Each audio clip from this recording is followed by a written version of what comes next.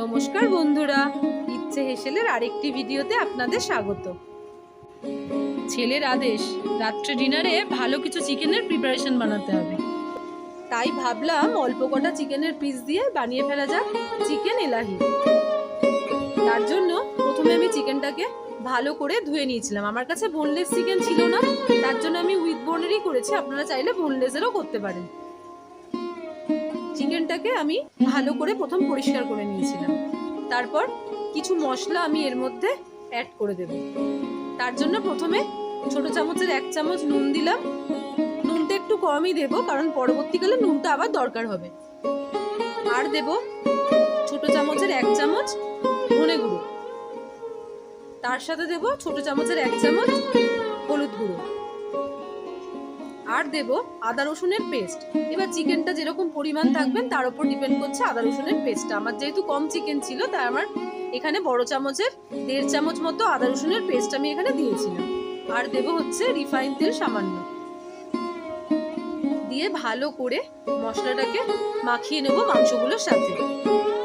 একটু বেশি সময় ধরে, যেন প্রত্যেকটা মাংসের গায়ে মশলাটা লেগে যায়।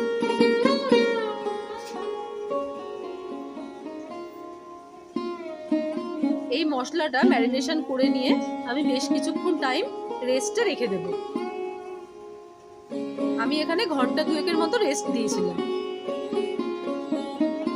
এইবার আমি একটা পেস্ট তৈরি করব। তার জন্য বেশ কিছুটা পুদিনা পাতা নিয়েছিলাম, আর তার থেকে প্রায় 3 ডবল ধনে পাতা নিয়েছিলাম।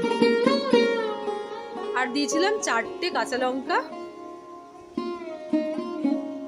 তার সাথে দিয়েছিলাম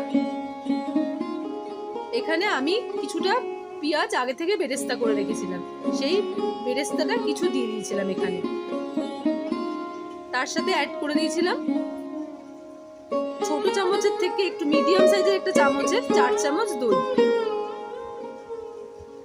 আর দেব ভেজানো কাজু বাদাম 12 থেকে 14টা।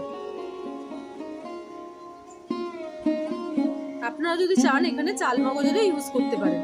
আমার কাছে যেহেতু চাল মগজটা ছিল না, তাই আমি কাজু বাদামটা দিয়েই করেছিলাম। দিয়ে ভালো করে এটার আমি একটা মিহি পেস্ট বানিয়ে নেব। এবার আমি যে আগে থেকে চিকেনটা ম্যারিনেট করে রেখেছিলাম, সেই ম্যারিনেশনের সাথে এটাও মিশিয়ে দেবো। এই পেস্টটা ভালো করে বেশ কিছু সময় ধরে নিয়ে মিশিয়ে দেব।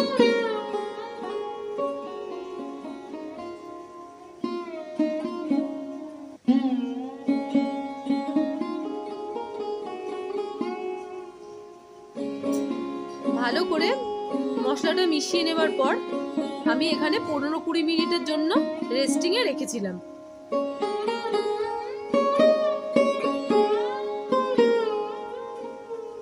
এখানে খুব বেশি রেস্টে রাখার দরকার নেই, যেহেতু চিকেনটা আমি আগেই 2 ঘন্টার মতো রেস্ট করিয়ে নিয়েছিলাম।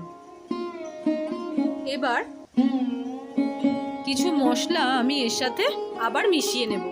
তার জন্য আমি এখানে প্রথমে দিয়ে দিয়েছিলাম ছোট চামচের 1 চামচ ধনে গুঁড়ো। তারপরে দিয়েছিলাম আবারও ছোট চামচের 1 চামচ নুন। আর দিয়েছিলাম ওই চামচেরই 1 চামচ গোলমরিচ গুঁড়ো। আর 1 চামচের থেকে একটু কম জিরে গুঁড়ো দিয়ে আবার ভালো মতো মিশিয়ে নিয়ে ওপর থেকে কিছুটা বেরেস্তা দিয়ে আবার ভালো মতো ম্যারিনেট করে রাখলাম। এই ম্যারিনেশনটা অনেকক্ষণ রাখার দরকার নেই। এরপরে আমি একটা কড়াইতে বেশ কিছুটা রিফাইন তেল আর তার সাথে ছোট চামচের 1 চামচ বাটার ভালো করে গরম করে নেব। আমি যে তেলটা দিয়ে বেরেস্তা ভেজেছিলাম ওই তেলটাই ইউজ করে নিয়েছি এখানে। তারপরে চিকেনের পিসগুলোকে প্রথমে ওই তেলের মধ্যে দিয়ে দেব। দিয়ে লাস্টে যে ম্যারিনেশনের মশলাটা রয়েছে সেটাও আমি ওপরে দিয়ে দেব। দিয়ে প্রথমেই নাড়াচাড়া করব না, বেশ কিছুক্ষণ ঢাকা দিয়ে একটা পিঠ ভালো করে ভেজে নেব। তারপর কিছুক্ষণ পর আবার উল্টে পাল্টে আর একটা পিঠও ভালো করে ভেজে নেব। একটু গ্যাসের ফ্লেমটা লো রেখেই এটা করবেন, না হলে মশলাটা নিচে ধরে যেতে পারে। কারণ এই সময় আমি জল অ্যাড করছি না।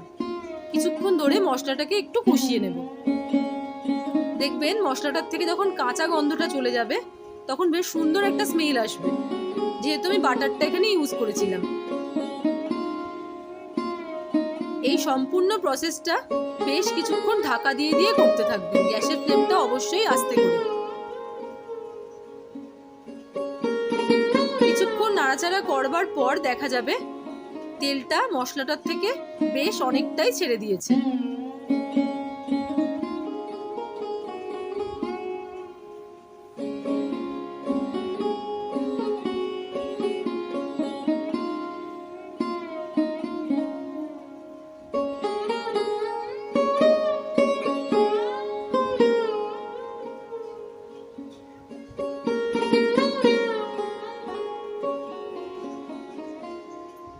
তেলটা যখন মাংসটার বা মশলাটার থেকে পুরোটাই ছেড়ে দেবে তখন আমি এখানে 1 গ্লাস মতো গরম জল ইউজ করব।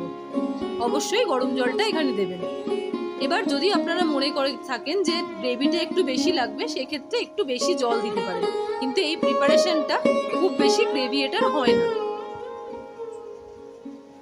এবার যখন দেখবো জলটা অনেকটা টেনে নিয়েছে তখন ছোট চামচের 1/2 চামচ গরম মশলা আমি এখানে অ্যাড করে দেব। দিয়ে আবার ভালো করে মাংসটা নাড়াচাড়া করিয়ে নেব। আর দিয়ে আমি এখানে দেব ছোট চামচের 1 চামচ বাটার। এবার যদি আপনারা মনে করে থাকেন যে বাটারটা আপনারা পছন্দ করেন না, সেক্ষেত্রে এটা স্কিপ করে যেতে পারেন। বাটারটা পুরোটা গ্রেভিটার সাথে মেল্ট হয়ে গেলে সবার শেষে আমি এখানে 1/2 চামচ পরিমাণ লেবুর রস অ্যাড করে দেব।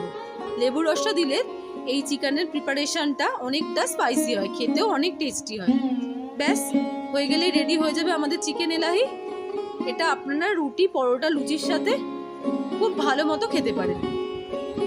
রেসিপিটা ভালো লাগলে অবশ্যই লাইক করে দেবেন আর আমার চ্যানেলটাকে সাবস্ক্রাইব করে দেবেন। আবার অন্যদিন দেখা হবে অন্য কোনো নতুন ভিডিওর সাথে। তাহলে আজকের মতো টাটা।